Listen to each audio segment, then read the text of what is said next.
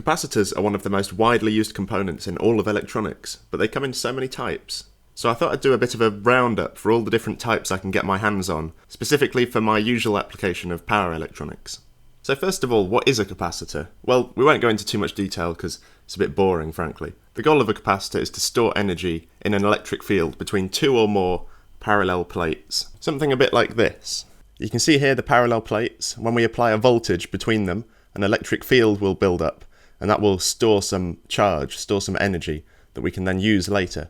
That was an air core capacitor, which is one of the types of capacitor that aren't used in electronics, but they're quite nice to look at. So what makes a good capacitor? Is it just size? Is this a good capacitor? No, this is a capacitor because it's really old and it's almost entirely dried up, so it doesn't have much capacitance left. There are also problems with having one very big capacitor that we'll get into later. For power electronics, there's a few key metrics that we look at to determine how good a capacitor is. Of course, one of them is the capacitance, because probably the most common use for a capacitor in power electronics is to smooth out voltage ripple. And the bigger the capacitance, the less the voltage is going to fluctuate for a certain amount of current. So related to capacitance, energy density is also a key thing. We want to be able to store as much energy as we can in a given volume, and some types of capacitor are a lot better for this than others. And then there's quite a few other important metrics that come from the parasitics of the capacitor. So although we like to think of a capacitor as just an ideal capacitance like this, in reality we have something called the equivalent series resistance, which is essentially just a resistance in series, and that limits how fast we can put charge in and out of our capacitor. So even if you have a really big capacitor, if it's got a high ESR, you can't really use it all because the ESR is blocking your current.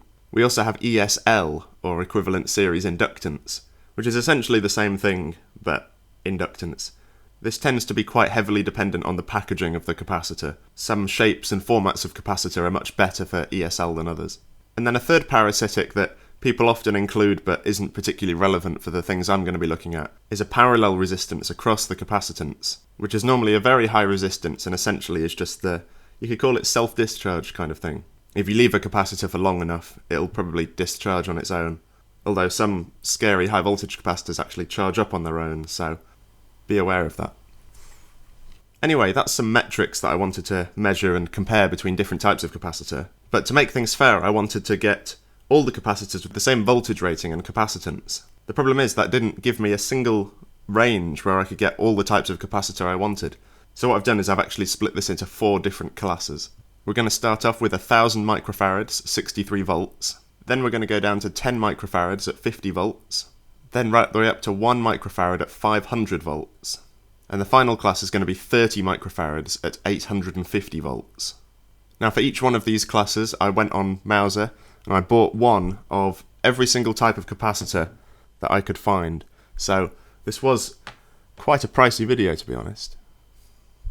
Especially because I was quite keen to take a look at something called a wet tantalum capacitor, which is here in a little plastic tray to keep it safe. This is just 10 microfarads and 50 volts, yet it cost me more than £25. I've never used one of these before, but they're hermetically sealed and designed for high reliability applications, like military stuff and satellite stuff. Overall, I've got 13 different capacitors, 7 metrics I want to compare for each one, and because some of them are frequency dependent, I've taken over 10,000 measurements for this video, and the data from that is really nice. Now you might be wondering what it is you have to use to measure all of these parameters, capacitance, ESR, ESL. Well, we measure them using something called an LCR meter like this. This DE5000 handheld LCR meter is from the online store of Elektor, the sponsor of today's video. Using the link in the video description, you can get your very own LCR meter with €20 off, which brings the price below anything I could find anywhere else, and is especially good when you consider all the accessories you get with this LCR meter, including Kelvin crocodile probes, Kelvin SMD tweezers, and a mains adapter to charge back up if you use rechargeable batteries. Every measurement I took for this video I repeated with a Keysight LCR meter worth over $10,000, and if you stick around to the end of the video I'll be doing a comparison between that and this, and you might be surprised at how this comes out. Also, make sure to check out the Elektor magazine, which is filled to the brim with cool tips, tricks and projects. You can also sign up for the Elektor newsletter, where you'll get regular updates on any offers on their store. Now, back to capacitors. So let's get started with our first weight class, which I'm going to call short and fat. That's because it's low voltage, 63 volts, but high capacitance, about 1000 microfarad. Why do I say about? Well, unfortunately, one of them is 1100 microfarad, but it's all I could get. So the first of these two is almost certainly the most recognisable type of capacitor, electrolytic. They come in these cylindrical housings, they have 2 pins, and they've got a big stripe for the negative terminal. Electrolytic capacitors like this have been around for donkeys, and they have been getting better over time with gradual improvements in energy density and reduction in ESR. But really the main appeal of them, and the reason they're still so widespread, is because they're pretty cheap. Like if you open a PC power supply, it's probably going to be completely full of electrolytic capacitors. But if you open up say a DC to DC converter from an electric car, that's going to have as few electrolytics as they can get away with, because they're not very reliable, especially not at high temperature. And that's because they have a liquid electrolyte. So essentially, this thing's full of liquid, and when it gets hot, the liquid boils and bubbles away. Even if it's not hot, it'll evaporate over time, and that's why old instruments often need recapping, which is replacing all of the dried up electrolytics with more modern ones. Electrolytic capacitors are also polarised, hence why they have to mark the negative terminal. And what that means is you can only use them one way round. If you apply a reverse voltage to an electrolytic capacitor, you very quickly start boiling the electrolyte, causing pressure to build up inside the capacitor, which is why almost all electrolytic capacitors have a cross like this on the top, and that's so that when the pressure builds up, they can, well, release the pressure. Now, as I mentioned at the start, inside a capacitor, there's parallel plates that have an electric field between them that stores our charge. There's quite a few ways you can have these plates to fit them inside your capacitor, and in typical electrolytic capacitors like this, that's in a cylindrical package. So essentially they get the 2 plates, they put a bit of an insulator in between them, and then they just roll them up. So it ends up looking a bit like this. You can see how we've got positive and negative, and it's just a spiral going into the middle. In terms of just the volume of the capacitor, this works quite well because there's not really any wasted space. The problem comes once you put the capacitor on the board. If you want 5 of these capacitors next to each other, circles aren't really the best shape for packing in. You might have to arrange them in a bit of a hexagonal pattern or something like that.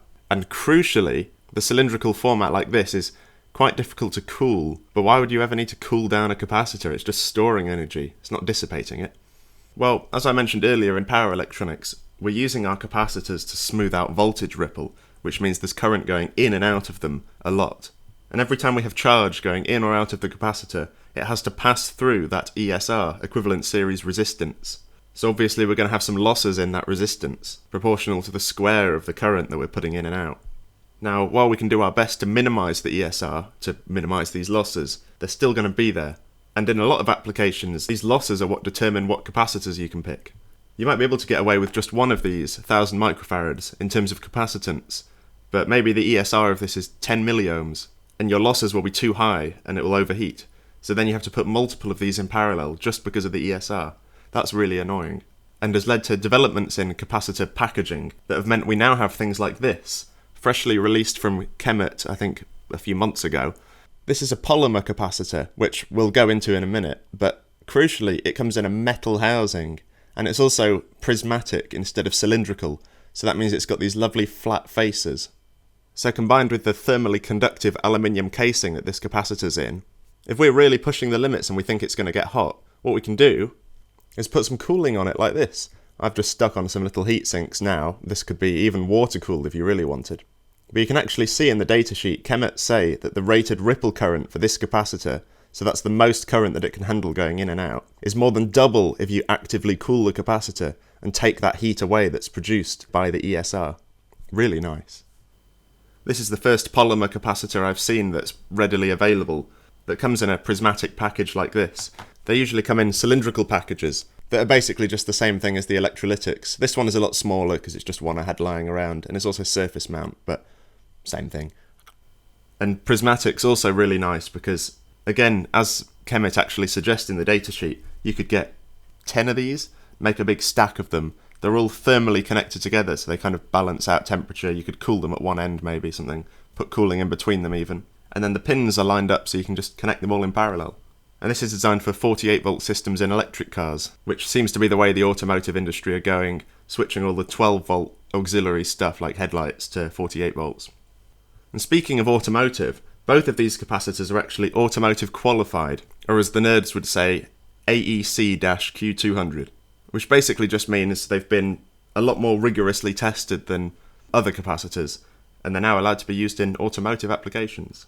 Generally, you have to pay a bit more for stuff that's been automotive qualified, and for a lot of applications, they're essentially the same thing.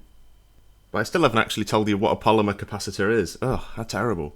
Sometimes they're called polymer electrolytic capacitors, or even solid electrolytic capacitors, and they're basically the same internally. The key difference for us is that instead of liquid electrolyte, they're solid electrolyte, and that means they've got much better lifetime because they don't dry out, and they don't boil, so they can handle much higher temperatures. For example, this capacitor can only take up to 105 degrees Celsius, and 85 degrees is also quite a common limit for standard electrolytic capacitors, whereas this chemic can take up to 125, and that's quite a significant difference for a lot of applications. Now, I promise I'm not sponsored by Chemet, but there's nothing that comes close to the ESR of this capacitor. So not only does it have this special casing that makes it really easy to cool, but it's got much lower losses to start with, so the ripple current handling of this, especially when cooled, is more than 10 times the electrolytic counterpart. It's really impressive. And it definitely makes up for the fact that, in terms of volume, it's a little bit bigger. One last thing, if you've got a good memory, you might remember I showed you this about 2 minutes ago. Obviously this isn't the same shape as this, so what's going on inside this? Well, when you get prismatic capacitors, which are more sort of blocky, there's two main structures that can be in them. The first looks like this, which is essentially just cylindrical but squished down. Sometimes the manufacturing process is actually to make it a cylinder and then just compress it, which sounds a bit dodgy to me, but obviously it works. And this is very common inside film capacitors, which we'll be taking a look at shortly. And then the other option is to just stack up loads of layers like this, which is very common in ceramic capacitors, which we'll also be looking at shortly. Classic cylindrical, like is used in electrolytic capacitors, tends to not be great for parasitics. We just connect to the positive and negative at one point, so we end up with a lot of inductance and resistance for the current to pass from one end right the way around to our connection. Whereas film capacitors, using this squished structure, they tend to basically join onto all the red on one side, all the blue on the other side, so you don't have that problem as much. And it's the same with the stacked structure. All of these blues would extend out one side, all the reds on the other, so there's not as much room for parasitics to build up. Now that he's finally shut up, let's take a look at the data. Starting with capacitance. And as I mentioned at the start, the capacitance varies with the frequency. So what I've done is I've swept the frequency from 100 Hz to 300 kHz and plotted nice lines of how the capacitance varies with frequency. Starting at low frequency, we can see that we're getting about 1100 microfarads for the polymer, which is what we expect. However, for our electrolytic, we're not getting 1000 microfarads, we're getting about 900. And that's also fine, because typically these electrolytic capacitors, and in fact most capacitors, have a very big tolerance. And I think for this capacitor it's plus minus 20%. So it could be as low as 800 and still technically be within spec. So this 900, that's okay. Then we can see as we increase the frequency, the capacitance of both of them drops off a bit. Not too much though. A quick point regarding the frequency. 100 Hz is relevant because that's the frequency that a capacitor has to deal with if you're rectifying the mains, at least in most of the world. And it's not far off the 120 Hz that the rest of you would see. But 100 Hz, that's not particularly relevant for modern power electronics. We're going to be focusing more on 10 to 100 kHz, as that would be a typical switching frequency for a power electronic converter. And as you can see, both of these capacitors go a bit weird. It looks like the capacitance suddenly goes up. Wow, that's brilliant. Unfortunately, that isn't actually the case, and in the next few slides it'll become a lot more obvious what's going on. So next up we've got ESR versus frequency. And this is where the Chemet polymer capacitor really comes into its own. You can see at 100 Hz it's actually got slightly higher ESR, but that's not what this capacitor is intended for. This capacitor is designed for power electronics, so 100 kHz maybe. And if we look at 100 kHz, it's got a 4 milliohm ESR, which is crazy for a capacitor of this size, and is actually more than 10 times smaller than the ESR of the standard electrolytic capacitor. So I'm thoroughly impressed by that. This next one is, I think, really interesting. This is impedance. And let's focus on the line for the polymer capacitor because this is pretty much perfect textbook impedance curve for a capacitor. You can see we've got a straight line dropping down from 100 Hz down to about 50 kHz. This is what we'd expect for a capacitance. The impedance is inversely proportional to the frequency, so every time the frequency doubles, the impedance should halve. And in an ideal capacitor, this line just keeps going down. but sadly nothing's ideal in life. And here we see the effect of the ESL, parasitic inductance. And that's because the impedance of an inductor is proportional to frequency. So as the frequency goes up, the capacitive impedance drops, but the inductive impedance goes up. And eventually, the inductive impedance is going to take over.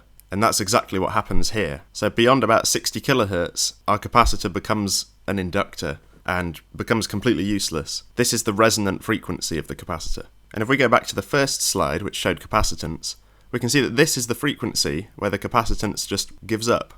It actually went negative, so it doesn't show on this logarithmic scale. But that's basically because the LCR meter is saying, this isn't a capacitor, this is an inductor. Unfortunately, the curve is not quite as nice for the electrolytic capacitor, but the same thing's going on. Generally, the curve will look nicer for capacitors with low ESR, because the ESR of the polymer capacitor is so low that it never really shows. Whereas for the electrolytic capacitor, this straight line is dominated by the capacitance, but then this flat line is dominated by the ESR, and if we kept going up in frequency, the inductance would eventually take over and it would start going up. Next up is something called phase angle, which is really cool to see if you know much about active and reactive power and power factor, but I don't have time to go into that in this video, sadly. This essentially shows the same information as we've already seen. A perfect capacitor should have a phase angle of minus 90 degrees, and a perfect inductor has a phase angle of 90 degrees. A perfect resistor has a phase angle of 0 degrees. So essentially, this is a sliding scale showing us which parasitic is dominating. Here we're almost entirely capacitive, and if we start with the polymer, you can see how we don't really live in the resistive section for very long. We go straight through to the inductive, and if we went a bit higher frequency, this would level out at 90 degrees. For the electrolytic, you can see how we almost settle out at 0 degrees, and that's because of the resistive ESR being the dominant factor. Finally, I've plotted something called quality factor, which is exactly what it sounds like. It's how good the capacitor is. So this is essentially just a function of the capacitance and the ESR, and the quality factor is particularly relevant for analog people who want to make filters and oscillators and things like that. But the quality factor is the inverse of the dissipation factor, which tells you how much loss there's going to be in your capacitor. The main reason I'm looking at quality factor is that because it takes into account capacitance, it means we can compare all of our capacitors at the end, and it will quite literally tell us which is the best at a given frequency in terms of losses, ESR. The reason we need to take capacitance into account is that bigger capacitors have lower ESR, because a 1000 microfarad film capacitor is pretty much electrically the same as two 500s in parallel, except maybe with slightly worse parasitics. As I mentioned earlier with the big grey capacitor, generally you can get better parasitics by paralleling multiple smaller capacitors than just having one big one. Time for the next class, which is short and skinny, just small really. I started off defining this class so that I could get the cheapest wet tantalum I could find, which was still quite expensive. And then I wanted the rest of the capacitors to match, both in terms of values and also format. So I bought a film capacitor that's axial. Axial is when it's cylindrical and you've got one lead coming out of each end. It's a bit of a bad package for parasitics and things, but for some reason it's what these wet tantalums came in. Then I also got an electrolytic and a solid tantalum, which is also hermetically sealed, which I didn't really realise until I saw how expensive it was. But I couldn't really just leave it there, because there's no ceramic, and also no tantalum polymer, which is a third type of tantalum, and probably the type of tantalum capacitor you're familiar with. And neither of those come in these axial packages, so I got more modern surface mount versions of those. I was quite surprised to see that you could get multi-layer ceramic of this voltage and capacitance in 0805 package, which is just tiny compared to all the others, as you can see in the pictures. Now I haven't got as much to cover on these, but I'll quickly go through a few key things. We've got 3 different types of tantalum capacitor: the wet tantalum, the solid tantalum, and the polymer tantalum. So the polymer tantalum's the sort of typical one you might see decoupling logic ICs, and they're normally yellow. Then we've got the electrolytic, which is just a smaller version of what we've already seen. Electrolytics and tantalums are polarized, whereas the other versions I have for this class, film and ceramic, which you can't actually see, they're both non-polarized. But for most things in power electronics, the polarization doesn't really matter. We tend to just charge them with DC to one polarity anyway. Most, not all applications. Now focusing on the very expensive wet tantalum, as far as I can tell from what I can find out online, the primary advantage of these is that they have very high energy density, especially the bigger ones. I think because I've got basically the smallest one you can buy, a lot of the advantages are kind of toned down quite a lot, but it's still nice to see. And it's still hermetically sealed, which is where a lot of the price comes from, I think. You can see in this beautiful render on the Chemet datasheet, this is actually a Vishay capacitor, that the construction is anything but simple. Throughout this whole video I've actually been showing those renders from the Chemet datasheets. They're really nice, so even though most of these capacitors aren't made by them, I'm showing their renders for the different types, because, well, they're beautiful. Yeah, they sure are nice, but not as nice as this plot. Here we have the capacitance for all 6 capacitors, and we can see that at low frequency, they're almost all bang on 10 microfarad. Very nice. As we bring our frequency up, the ceramic starts to drop off a little bit, but not too bad. That's down to about 8 microfarad. And our first casualty is surprisingly the very expensive wet tantalum, which looks like it's suffering from ESR or ESL at not even 10 kHz, and that drops off dramatically. The others don't suffer too badly, with none of them dropping below 70% of their rated capacitance at 100 kHz. That's particularly surprising considering the axial package, which has quite a lot of inductance. We can also see the film capacitor is behaving like the previous 2 capacitors, with the capacitance increasing because of resonance, whereas the other 4 capacitors follow the wet tantalum and lose capacitance with frequency. We can also see that the solid tantalum starts to have a little flick up, and this will be as the inductance starts to take over, just at the top of the frequency range. Heading over to ESR, and we can see quite a big spread. At 100 Hz, the ceramic capacitor has the highest ESR, which makes sense because it's very small. So, just like how a thin wire has more resistance than a thick wire, small components will typically have more ESR than big ones. And that's why if you have 2 identical capacitors, except with different voltage ratings, the higher voltage rating will have a lower ESR, because everything's bigger and wider. So you've just got more metal and less resistance. But you can see how the story starts to change as the frequency increases and the ceramic starts to show its true colours. Comparing to the film makes that particularly noticeable, with the ceramic capacitor starting with an ESR almost 50 times bigger than that of the film, but it actually ends up overtaking the film in the race for lowest ESR. Moving on to impedance next, and this is really nice. We can see that up to 10 kHz really, they all have the lovely capacitive straight line. And then the divergence begins. Our ceramic and polymer capacitors are certainly the best in this regard, and that's likely due to their surface mount construction, which has much less ESL than the axial package the rest of the capacitors come in. Next, looking at phase angle, we can see we have the same kind of curves to what we had with the electrolytic and polymer capacitor previously, except none of these actually pass 0 by the time you get to our 300 kHz limit. And that shows another interesting point, which is that smaller capacitors are generally better at high frequency, in the same way that a small child has a squeakier voice than an old man.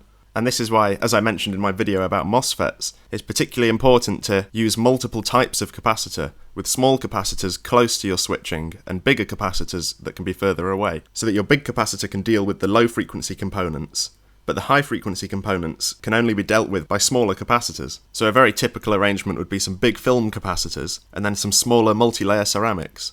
Finally, we've got the quality factor, which again shows some interesting things for our surface mount capacitors, with the polymer tantalum showing that it's happiest around 1 kHz before it starts to drop off like the rest, whereas the multi-layer ceramic is actually happiest around 10 or 20 kHz, and you can see it's pretty much wasted at low frequency, all this potential that it's trying to get out, but it just can't because you're too slow. Our next class is the one that I personally can relate to the most, that's tall and thin, aka high voltage, low capacitance.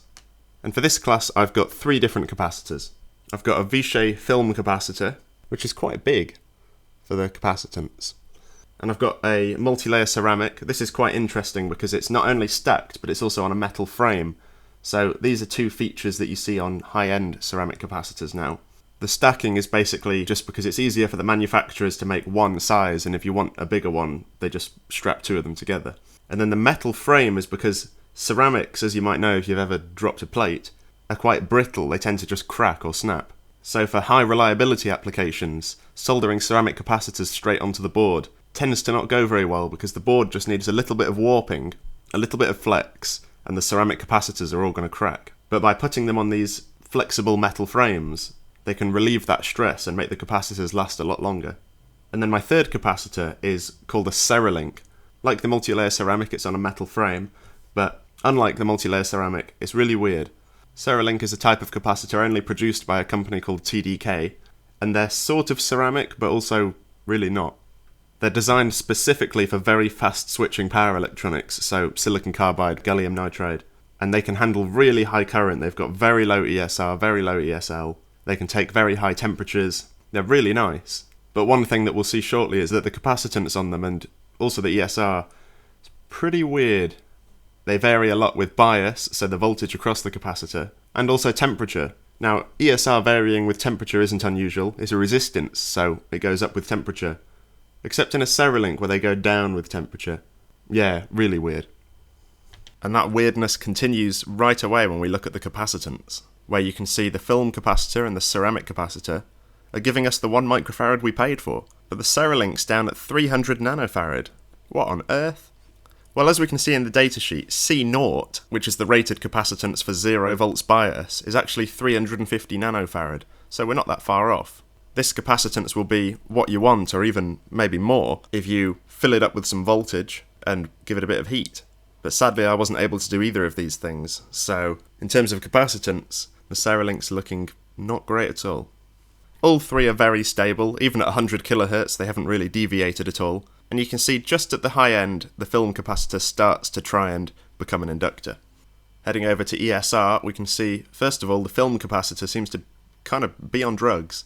Yeah, I don't really know how else to describe this, but you can see beyond about 2 kHz it gets itself together and starts acting like us grown-ups. The other two have lovely, perfectly straight ESR curves, both dropping below 100 milliohms at 100 kHz, which is pretty impressive for a capacitor this size. You may be looking and thinking, the ceramic's beating the CeraLink handily. What's the point of the CeraLink? Well, this is in big part due to the fact that because we haven't biased the CeraLink, we're only at a third of the rated capacitance. And remember, if we have 3 times the capacitance, we'll have a third of the ESR. And our quality factor, when we come to look at it, will account for that. Next up, impedance. The film capacitor behaves a lot better here, all three giving the perfect capacitive straight line right the way down to 300 kHz. And that's because these are the lowest capacitance of any of our classes, at just 1 microfarad. So, as I mentioned previously, these small capacitors are going to resonate at a very high frequency, beyond the 300 kHz that we're testing up to. Next is phase angle, and again, we just see the same thing. These capacitors are capacitors, and they stay capacitors as far as the eye can see. Finally, we have quality factor, and once again the film capacitor has come along and just ruined the party. And oddly, I did repeat these measurements, but got the same kind of curve. If anyone knows what's causing this, please let us know in the comments. It'd be really interesting if anyone has any insight.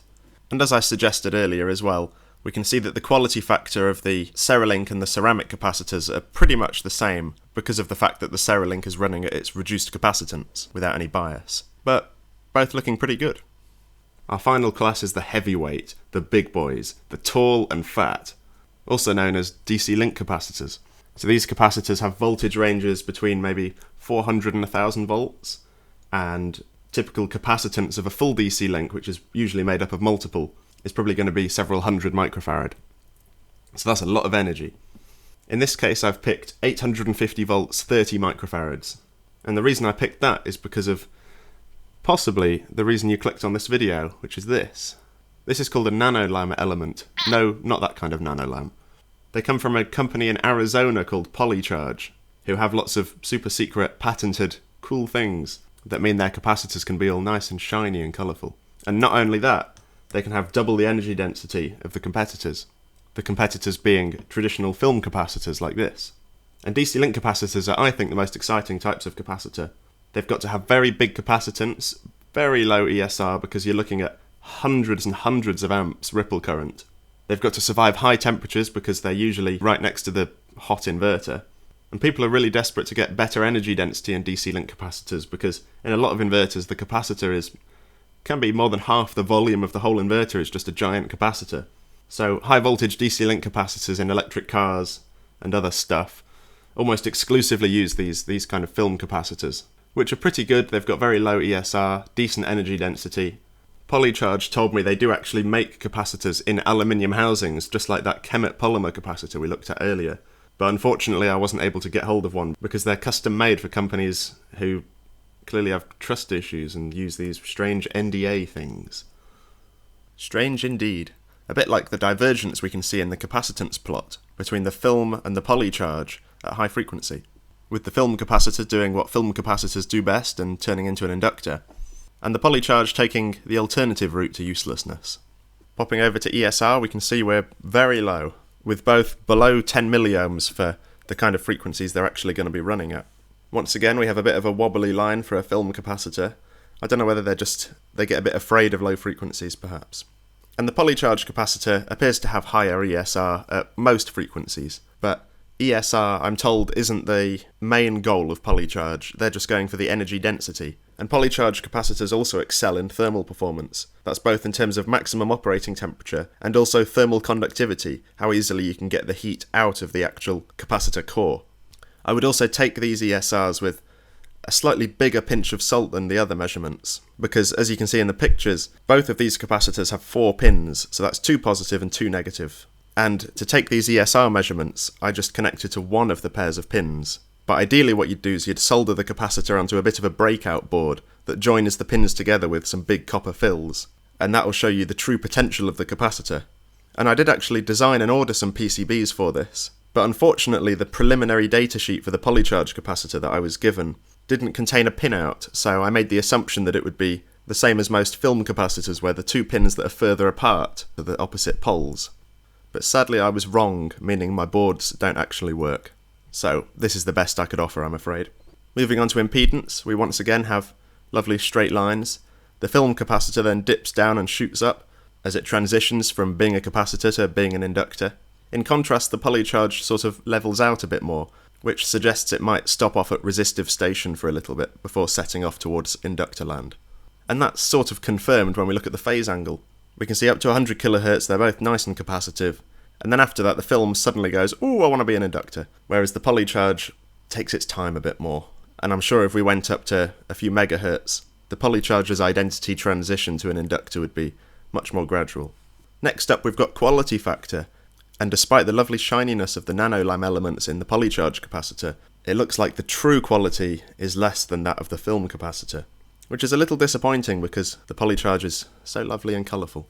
Once again, the same disclaimer as ESR, because quality factor takes that into account, these measurements are probably not ideal, and I have a sneaky suspicion that measuring directly from the pins has less of an impact on the film capacitor than it does on the PolyCharge.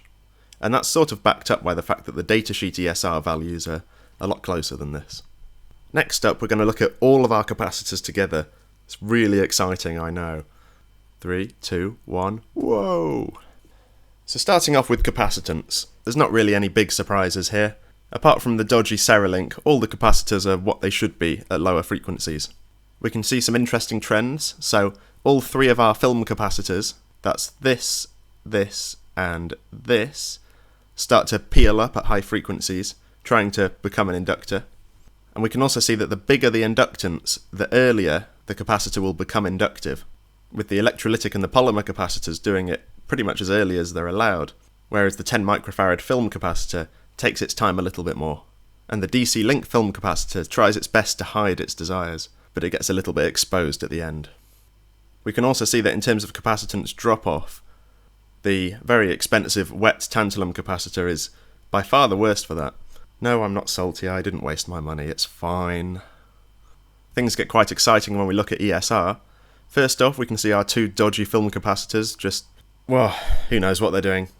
But looking at the others, we can see a few interesting things. Our 2 true ceramics and our sort of ceramic, the CeraLink, all have steep curves with the ESR just continuing down right the way up to 300 kHz. Whereas our 2 electrolytic capacitors, this blue line and this brown line, they have fairly consistent ESR that doesn't really change much with frequency.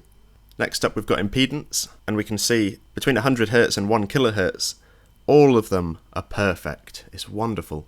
Then when we get to 10 kHz, the only party poopers are the big electrolytic and the good old wet tantalum.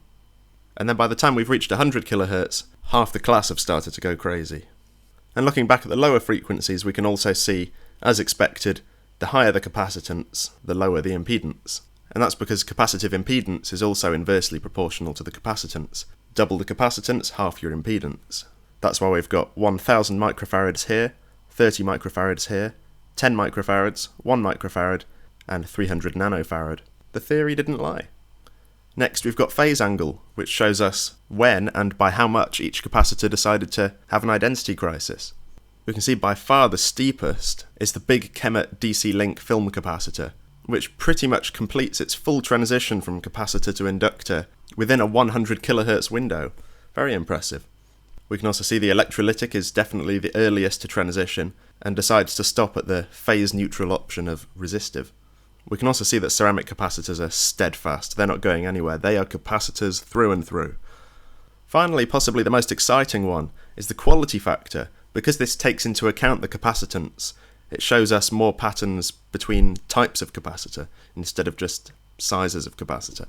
We can see that our 3 film capacitors have the 3 best quality factors for much of the frequency range. Our PolyCharge isn't far behind, trying to join in with film gang. And at the opposite end of the scale, we've got our big capacitors, electrolytics, and the wet tantalum, which are all low quality to say the least. Now I thought we'd take a closer look at quality factor for a few key frequencies. First of all, we've got 100 Hz, which again we can see what we saw before. The 3 film capacitors dominate, with the PolyCharge trying its best to keep up. Taking the frequency up to 1 kHz, and you can see that the film capacitors increase their lead, with the PolyCharge again not far behind. We can see a significant drop off for both of our big capacitors, as well as our other electrolytic here, and once again the wet tantalum. Stepping up again to 10 kHz, and we can see that the ceramic capacitors are starting to come into play. Comparing to 1 kHz, they all take quite a significant jump up, and are definitely starting to close the gap to the film opposition. Finally, at 100 kHz, we can see that ceramic has actually won the battle, surpassing film capacitors on average, with the PolyCharge still close behind. We can see the polymer capacitor has just died, and that's because it's decided to become an inductor.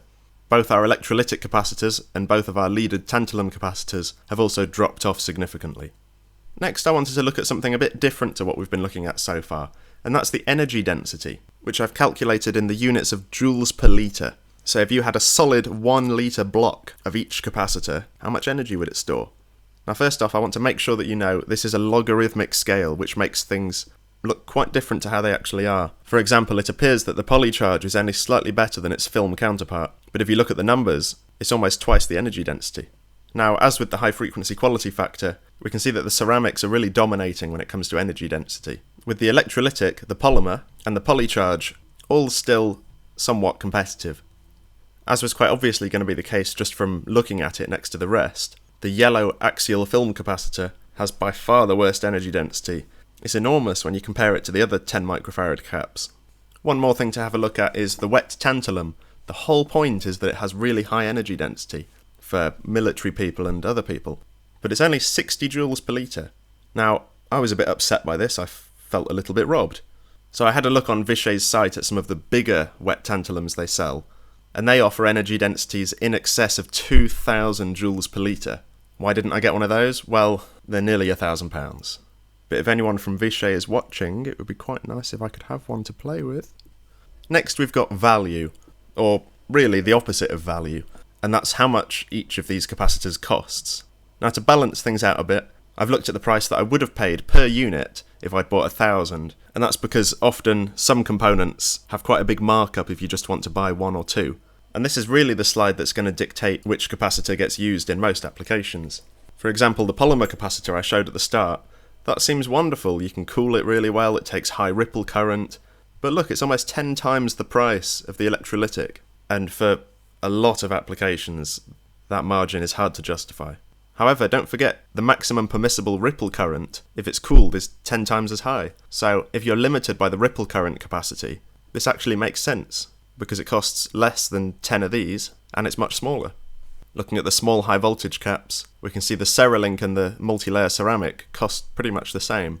But this isn't a typical multi-layer ceramic. This has all the bells and whistles and is basically the closest thing you can get to a CeraLink that isn't a CeraLink in terms of performance. I suspect if you looked at a single multi-layer ceramic that also doesn't have the metal frame, I think you'd be looking at maybe closer to 50p.